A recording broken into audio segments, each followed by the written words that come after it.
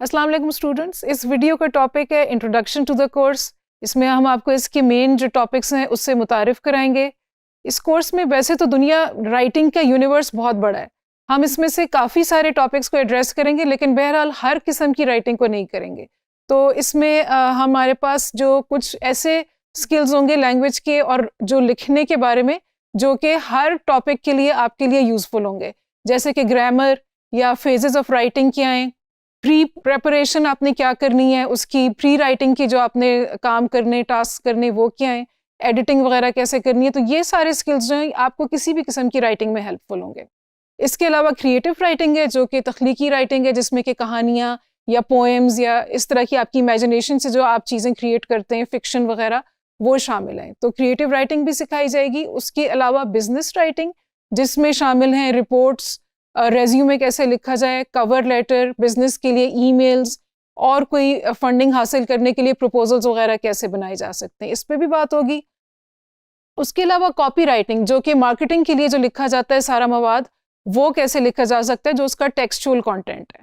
جو مارکیٹنگ کے لیے ایک تو ویژولز بنتے ہیں اور ویڈیوز بنتے ہیں، لیکن اس کے ساتھ ہمیشہ ٹیکسٹ بھی ہوتا ہے، کوئی کیپشنز ہوتے ہیں، اس کے بارے میں بھی ہم بات کریں گے۔ آپ کو ٹولز کے بارے میں بتائیں گے جن کو آپ استعمال کر کے آپ ان کو اپنے لکھے ہوئے کو چیک کر سکتے ہیں، اینالائز کر سکتے ہیں کہ وہ ریڈرز کے لیے ایکسیپٹیبل یا پازیٹیو ہوگا کہ نہیں۔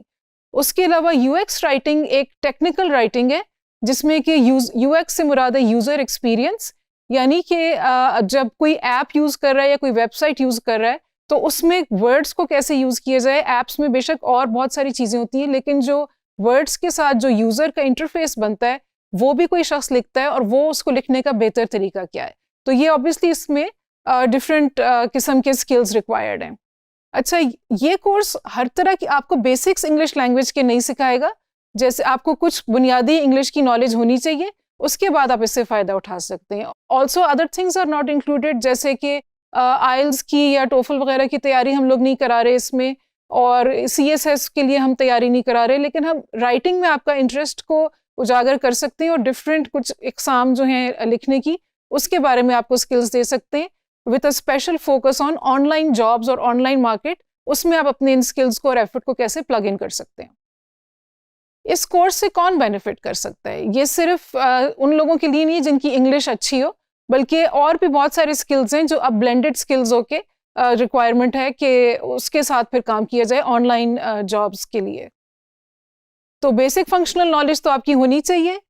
اس کے علاوہ اگر آپ کا سائنس کا بیک گراؤنڈ ہے، میڈیکل کا، زیولوجی کا، کیمسٹری کا، اس میں بھی آپ کے لیے کام ہے۔ آپ جو ہے اس ٹاپکس کے اوپر ٹیکنیکل رائٹنگ کر سکتے ہیں، پروڈکٹس کے ریویو لکھ سکتے ہیں، ٹرانسکرپشن کا کام ہوتا ہے جس میں آپ نے کسی ویڈیو کو دیکھ کے اس کا جو آڈیو ہے یا کوئی صرف جو آڈیو ریکارڈنگ ہے اس کو آپ نے ریٹن فارم میں لانا ہوتا ہے، ایکیوریسی کے ساتھ لسن کر کے اور ٹائپ کر کے اسپیڈ کے ساتھ۔